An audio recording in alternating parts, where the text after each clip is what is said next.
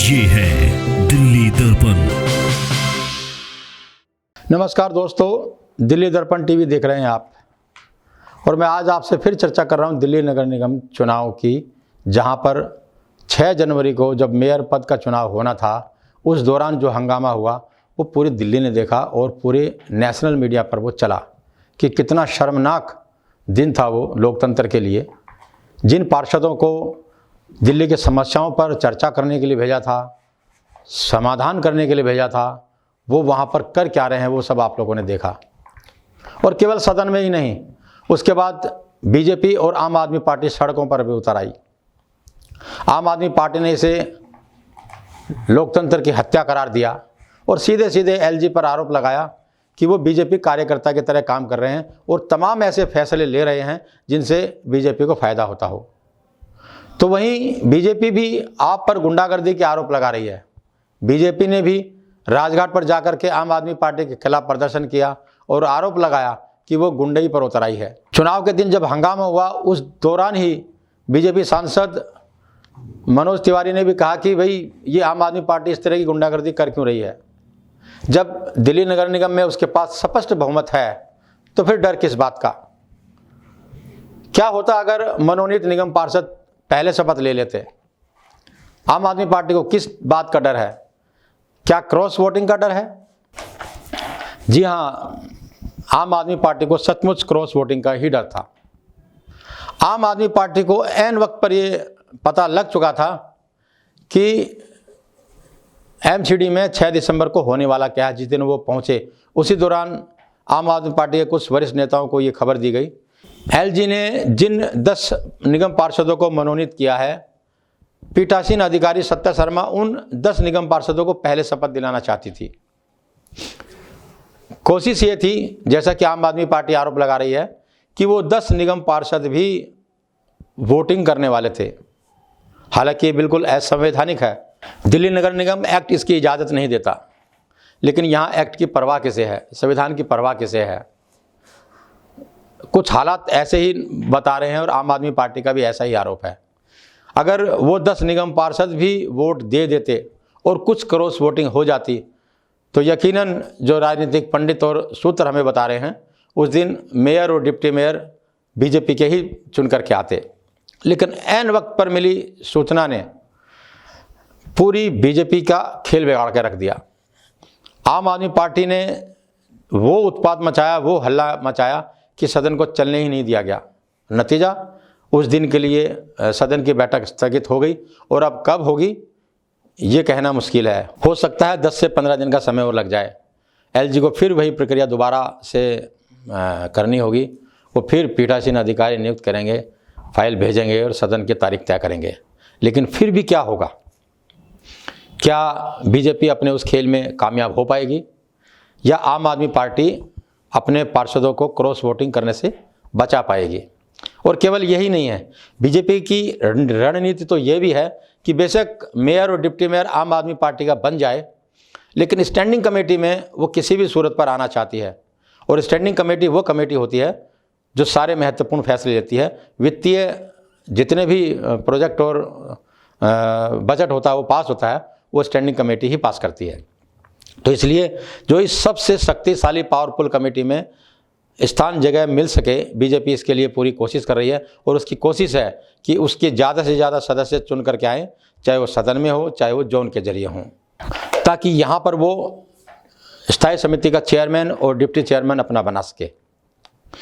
तो दोनों ही जगह पर बीजेपी की कोशिश है कि चुनाव तो बेशक वो हार गई, लेकिन हिम्मत नहीं हार रही है। उसकी कोशिश है कि जैसे कई राज्यों में चुनाव हुए, स्पष्ट बहुमत न होने के बावजूद भी बीजेपी ने कई जगह अपनी सरकार बनाई। तो नगर निगम में भी उसकी कोशिश कुछ ऐसी ही है। तो सबसे पहले बात करते हैं मेयर और डिप्टी मेयर के चुनाव की। इस पर बीजेपी की क्या रणनीति थी? बहुत चौंकाने वाला खुलासा मैं कर रहा हूं और आपको भी लगेगा कि क्या वाकई में इस स्तर पर जाकर के भी कोई प्लानिंग हो सकती है। तो अभी जो मौजूदा स्थिति है उसमें सदन में कुल 274 वोट हैं। इनमें 250 निगम पार्षद हैं जो चुनकर के आए हैं, 7 सांसद हैं लोकसभा के और 3 राज्यसभा के सांसद हैं और 14 वो एल्डरमैन हैं जिनको विधानसभा से चुन करके भेजा गया, यानी दिल्ली सरकार के जो विधायक है वो हैं, और 10 वो हैं जिनको एलजी ने मनोनीत किया है। तो इस तरह कुल इन लोगों की संख्या हो जाती है 284। इस समय 284 का जो संख्या है उस पर बहुमत का आंकड़ा 141। इसमें बीजेपी के पास हैं 105 उसके जो पार्षद वो हैं 7 जो जिनको एलजी साहब ने मनोनीत किया, यानी इनकी संख्या हो जाती है कुल 122। और वोट जो कम पड़ रहे हैं चुनाव के लिए, मेयर बनाने के लिए, वो कम पड़ रहे हैं केवल 18। तो इस पर बीजेपी ने खास तरह से रणनीति बनाई और जो कांग्रेस के जो पार्षद हैं उनको मैनेज किया। कांग्रेस को इससे क्या फ़ायदा हुआ, इस पर मैं थोड़ा सा आगे चलने के बाद में बात करूंगा, उसका भी एक अलग से चैप्टर है। तो अगर कांग्रेस के जो निगम पार्षद हैं वो अगर वोट के समय गैर हाजिर होते हैं, यानी बायकाट करते हैं, बायकाट उसको इस तरह के भी कर सकते हैं कि आम आदमी पार्टी के पास वो जाएंगे नहीं। हालांकि ऐसी चर्चाएं थी कि जो कांग्रेस के निगम पार्षद हैं उनकी मजबूरी है कि वो बीजेपी के साथ नहीं जा सकते, उनको आम आदमी पार्टी के पक्ष में आना ही पड़ेगा। और अगर वो नहीं भी आते हैं तो भी गैर हाजिर रह करके किसी को भी नफ़ा नुकसान पहुंचा सकते हैं। तो अगर इसको इस तरह से देखें, बीजेपी ने उनको अगर मैनेज कर लिया है या वो बाहर भी रहते हैं तो कुल जो वोट है उसमें सिर्फ 11 वोटों की कमी रह जाती है बहुमत से दूर, यानी कुल 133 का जो आंकड़ा है बहुमत का वो चाहिए और केवल 11 वोट कांग्रेस के बहिष्कार के बाद बीजेपी को चाहिए। तो आम आदमी पार्टी को यही डर था कि 10-11 आंकड़ा को इतना बड़ा आंकड़ा नहीं है जिसे बीजेपी मैनेज न कर सके किसी भी तरीके से, शाम दाम दंड भेद। और अगर ऐसा होता है तो आम आदमी पार्टी की जो ये सीट है ये भी खटाई में पड़ जाती। और इसका आखिरी समय में आम आदमी पार्टी को एहसास हो गया था और साफ इशारा था हाईकमान से, जो हमारे सूत्र हमें बता रहे हैं कि किसी भी हालत में सदन न चलने दिया जाए। अगर सदन चल गया और अगर मेयर और डिप्टी मेयर बीजेपी के जीत करके आ जाते हैं, बेशक वो जो 10 निगम पार्षद हैं उनको वोट डालने का अधिकार नहीं था और वो वोट डाल भी देते, तो लास्ट में होता क्या कि मामला कोर्ट में चला जाता, और कोर्ट में जाने के बाद कितना समय लगता है और कैसे होता है यह सबको मालूम है। और इस बीच बीजेपी कोई ना कोई स्थायी समाधान निकाल लेती और चुनाव हार करके भी बीजेपी नगर निगम की सत्ता की लड़ाई जो ना वो जीत जाती। तो ये डर आम आदमी पार्टी को था, इसीलिए जम करके हंगामा हुआ सदन के अंदर, और हंगामे के बाद आरोप प्रत्यारोप भी हुए खूब जम करके। बीजेपी ने इसे गुंडई बताया तो आम आदमी पार्टी ने कहा कि लोकतंत्र की हत्या है और नियम कानून कायदों से परे जाके, परंपराओं से परे जा करके 10 जो मनोनीत निगम पार्षद हैं उनको वोट देने का अधिकार दिया जा रहा था, क्योंकि जो पीठासीन अधिकारी है सत्या शर्मा वो भी बीजेपी की भी है। यहाँ एक आरोप ये भी था कि परंपरा तो यही रही है कि जो पीठासीन अधिकारी होता है वो सदन का सबसे वरिष्ठ नेता होना चाहिए। तो इस नाते उम्मीद की जा रही थी कि जो मुकेश गोयल हैं इस पूरे सदन में सबसे वरिष्ठ नेता हैं, उनको पीठासीन अधिकारी नियुक्त किया जाएगा। लेकिन बीजेपी ने ऐसा नहीं होने दिया, या यूँ कहे कि जो एलजी ने है ऐसा नहीं किया, और जो बीजेपी से जुड़ी निगम पार्षद हैं उनको ही पीठासीन अधिकारी नियुक्त किया। तो यानी जो बीजेपी करने जा रही थी उसका एहसास आम आदमी पार्टी को पहले से ही था कि सदन में आखिर होने क्या वाला है। तो इसीलिए ये सारा का सारा हंगामा, जो इतना ज़बरदस्त हंगामा आपने देखा वो हुआ, और उसके बाद फिर सड़कों पर ये हंगामा जारी है। तो ये था मेयर की कहानी। पूरी की पूरी संभावना ये थी कि जो मेयर है वो आम आदमी पार्टी का बन जाएगा, डिप्टी मेयर भी आम आदमी पार्टी का बन जाएगा, और अगर नहीं भी बनता तो भी एक कड़ा संदेश जाता, और जो मनोनीत निगम पार्षद हैं उनकी स्थिति और तैनाती नियुक्ति इस ढंग से की गई, इस जगह से की गई कि स्थायी समिति में बीजेपी को बहुमत मिलता हुआ नज़र आने लगा है। तो इस पे भी मैं आपसे बात करूँगा। तो सबसे पहले ये जो बहुत पतली सी रेखा थी यही बीजेपी को डरा रही थी, केवल 11 निगम पार्षदों की कमी बहुमत से बीजेपी के पास। तो ये कोई इतना बड़ा आंकड़ा नहीं था जिसको छू ना सके, और यही डर था आम आदमी पार्टी को, जिसकी वजह से ये हंगामा हुआ। इस हंगामे के बाद जो आम आदमी पार्टी की 3 प्रमुख आपत्तियां थी वो भी मैं आपको बता दूं।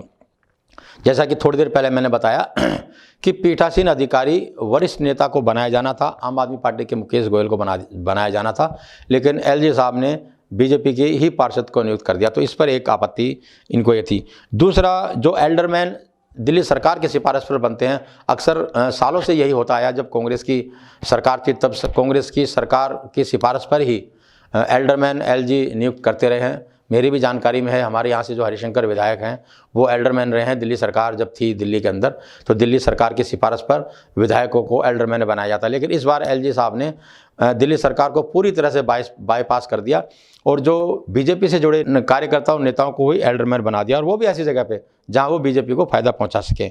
तो दूसरा ये कि जो मनोनीत निगम पार्षद हैं वो केवल जोन के चेयरमैन के जो चुनाव होते हैं उनमें ही वोट डाल सकते हैं।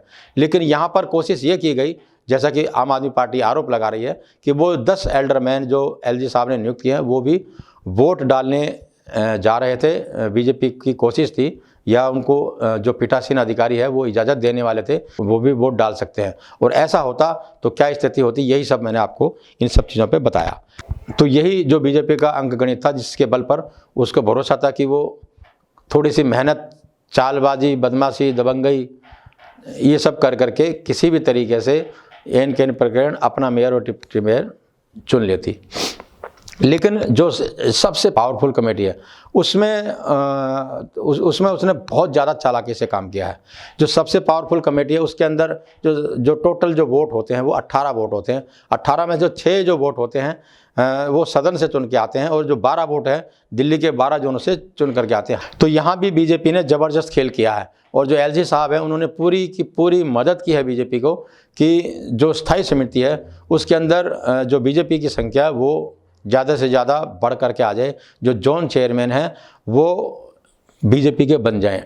तो कुल मिलाकर के जो 6 सदन जिनमें चुने जाने थे, वो थोड़ा राज्यसभा के तर्ज पर चुनाव होता है। वहाँ जब कांग्रेस गैर हाजिर होती, और जो सेकंड प्रेफरेंस के जो वोट होते, उस वोट के बाद ये उम्मीद थी कि 3-3 की संख्या सदन में 3 आम आदमी पार्टी के पास होते स्थायी समिति के सदस्य, और 3 बीजेपी के साथ पास होते, यानी 6 वाट। और 6 के बाद जो 12 जोन बचते हैं, असली खेल होता है वहाँ से। यानी कि सदन में 6 सदस्यों के साथ बराबरी पे मुकाबला छूट जाता, और फिर लड़ाई जो रह जाती बाकी वो थी 12 जोन में। हर जोन से एक सदस्य चुनाव चुन के आना था। तो इस हिसाब से अगर हम आकलन करें तो इस समय बीजेपी के पास 4 जोन में स्पष्ट बहुमत आंकड़ा है।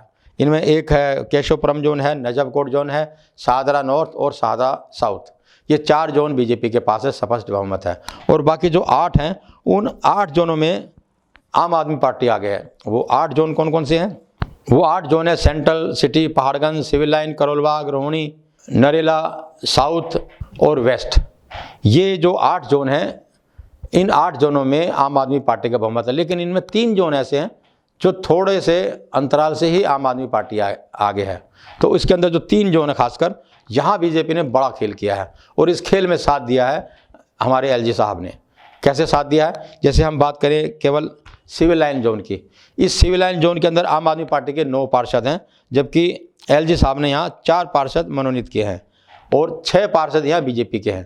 यानी यहाँ पर अब संख्या बीजेपी की 10 हो गई। एक पार्षद जो है ना बीजेपी का फालतू हो गया। यानी सिविल लाइन जोन जो आम आदमी पार्टी के पास था, वहाँ एक साथ 4 निगम पार्षद मनोनीत करने के बाद उनकी संख्या हो गई 10, और पूरी बहुमत में यहाँ पर जो बीजेपी होती हुई नज़र आ रही है। तो ये जोन भी बीजेपी के पास चला गया, और यहाँ से जो एक आदमी, एक पार्षद स्थायी समिति के लिए चुन करके जाना था, वो भी पक्का हो गया।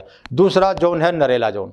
इस नरेला जोन में टोटल जो वार्ड है वो उनमें आम आदमी पार्टी के 10 हैं और बीजेपी के 6 पार्षद। यहाँ भी एलजी साहब ने 4 निगम पार्षद डिप्यूट कर दिए हैं, यानी मनोनीत कर दिए हैं। तो अब इनकी संख्या होगी बराबर बराबर। यानी यहाँ पर डिप्टी चेयरमैन और चेयरमैन किसका होगा, इसका मुकाबला टॉस से होगा। लेकिन यहाँ पर वो खेल भी हो सकता है जो खेल आम आदमी पार्टी ने इससे पहले इस जोन में किया है, वो खेल चुकी है। यहाँ जब ये 3 एमसीडी होती थी, नॉर्थ एमसीडी का ये जोन हुआ करता था नरेला, इस जोन के अंदर स्पष्ट रूप से बीजेपी का बहुमत था। लेकिन आम आदमी पार्टी ने इन्हीं मनोनीत निगम पार्षदों के जरिए, एल्डरमैनों के जरिए इनको वोटिंग का अधिकार दे करके यहाँ पर बीजेपी का खेल बिगाड़ दिया, और कुछ जो निगम पार्षद हैं उनको भी मैनेज कर लिया कि वो बाइकाट कर दे, चुनाव से बाहर रह जाए। तो पिछली बार का जो नरेला जोन में जो आम आदमी पार्टी ने किया, वही सीन यहाँ पर आम आदमी पार्टी के साथ होता हुआ नज़र आ सकता है। बीजेपी यहाँ पर वो खेल कर सकती है। यानी एक जोन ये भी है जहाँ से स्थायी समिति का जो मेंबर है वो बीजेपी को मिल जाएगा और यहाँ पर जोन में भी बीजेपी की सरकार बनती हुई नज़र आ रही है। और तीसरा जो एक सेंट्रल जोन है, सेंट्रल जोन में बीजेपी ने इस जोन में सबसे ज़्यादा खेल बीजेपी ने किया है। यहाँ पर एलजी साहब ने बेशक 2 निगम पार्षद मनोनीत किए हैं, तो यहाँ सेंट्रल जोन के अंदर 13 जो आम आदमी पार्टी के निगम पार्षद थे और 10 बीजेपी के थे, और 2 मनोनीत करने के बाद अभी इनकी संख्या हो जाती है 12, यानी बहुमत से 1 दूर। लेकिन ये एक कहाँ से आएगा? यहाँ पर इस जोन में वो 2 निगम पार्षद अन्य और कांग्रेस के हैं। बदले में बीजेपी यहाँ पर इस जोन को कांग्रेस को देने को तैयार है। जो डिप्टी चेयरमैन और चेयरमैन है वही कांग्रेस का और अन्य जो निगम पार्षद है उनको वो देने का मन बना चुकी है। इस तरह के आरोप आम आदमी पार्टी के नेता विकास गोयल ने भी सरेआम एक बहुत प्रतिष्ठित चैनल पर लगाए थे और यहाँ तक दावा किया था कि जो कांग्रेस के जो निगम पार्षद हैं वो बीजेपी के हाथों बिक गए हैं, बीजेपी ने उन्हें मैनेज कर लिया है। उनमें से एक को हज कमेटी का सदस्य नियुक्त किया है, बिना संवैधानिक रूप से उन्हें बाकायदा पहले शपथ लेनी चाहिए थी, लेकिन बिना शपथ लिए हुए भी एलजी ने उन्हें जो हज कमेटी का मेंबर बनाया वो भी इलीगल और असंवैधानिक नियमों के विरुद्ध है। लेकिन क्योंकि सेटिंग हो चुकी है, बीजेपी ने इस जोन में खेल करके बेशक ये जोन कांग्रेस को दे दिया हो, लेकिन यहाँ से एक जो सदस्य है स्थायी समिति के लिए उसका जुगाड़ कर लिया। तो कुल मिलाकर जो ये संख्या हो जाती है इस समय, ये 4 उसके पास बहुमत थे और 3 का जुगाड़ किया है, कुल मिलाकर के 7 संख्या हो जाती है, यानी 7 और 3 10। यहाँ पर स्थायी समिति में बीजेपी को स्पष्ट रूप से बहुमत मिलता हुआ नजर आ रहा है। इन सारे आंकड़ों को और समीकरण को जब आम आदमी पार्टी ने देखा और महसूस किया तो सबसे ज़्यादा झटका आम आदमी पार्टी को ही लगा। उसको तो पूरा यकीन था कि कांग्रेस की तो मजबूरी है कि वो बीजेपी की तरफ जा नहीं सकते, उन्हें या तो बाहर का रास्ता देखना पड़ेगा, यानी सदन से वॉकआउट करना पड़ेगा, या फिर वो आम आदमी पार्टी के पक्ष में वोट देंगे। लेकिन हुआ नहीं ऐसा, बजाय इसके कि जो हमारे सूत्र कह रहे हैं कि कांग्रेस आला कमान से, खड़गे से आम आदमि पार्टी के जो शीर्ष नेता हैं वो मिले थे और उन्होंने ये गुजारिश की थी कि वो आम आदमी पार्टी का साथ दे। लेकिन जो कांग्रेस की स्थानीय इकाई है उसने अपने पार्टी हाईकमान से परे जा करके अलग से उनसे बात की और इस बात के लिए कन्विंस किया कि जो वहाँ की रणनीति है वो उनके ऊपर छोड़ दी जानी चाहिए। तो ये नतीजा ये रहा कि कांग्रेस इस मैदान से बाहर होकर के भी कम से कम वो अपना एक जो सदस्य है, पार्षद है, उसको हज कमेटी का मेंबर बनाने में कामयाब हो गई और एक जोन में कब्जे के उसके पूरे आसार हैं। अगर जो मौजूदा साठगांठ जो बताई जा रही है, अगर ये ऐसा होता है, जो सेटिंग ऐसी होती है, तो कुल मिलाकर के जो स्थायी समिति है, सबसे बड़ी समिति है, उस पर बीजेपी ने अपना कब्जा जमा लिया है। तो बहरहाल ये समीकरण थी, ये संभावनाएं थी, जो बीजेपी की जो तैयारी थी वो ये सब तैयारी थी। लेकिन इस तैयारी को आम आदमी पार्टी ने पलीता लगा दिया और अब जो ये सदन की जो लड़ाई है वो संघर्ष पे सड़कों पर आ गई है। दोनों पार्टियां एक दूसरे पे आरोप लगा रही है और आईना दिखा रही है और एलजी साहब पर सवाल उठा रही है आम आदमी पार्टी पूरे तथ्यों और तर्कों के साथ कि वो किस तरह से बीजेपी के कार्यकर्ता की तरह काम कर करके बीजेपी को लाभ पहुंचा रहे हैं। लेकिन इन सब आरोपों के बावजूद भी ऐसा कहीं लग नहीं रहा है कि बीजेपी और एलजी साहब को इन सब चीज़ों की कोई परवाह है। तो फिलहाल अब सदन में बैठक कब होती है, एलजी साहब कब की तारीख देते हैं और उसके बाद क्या यही सब समीकरण रहने वाले हैं? अब क्योंकि आम आदमी पार्टी भी सतर्क हो गई है और उसको समझ में आ गया है कि बीजेपी क्या खेल करने वाली है और बीजेपी को उसी की भाषा में, उसी की चाल पर जवाब देने के लिए आम आदमी पार्टी काफ़ी माहिर मानी जाती है। तो अब आम आदमी पार्टी बीजेपी की इस रणनीति से कैसे लड़ेगी?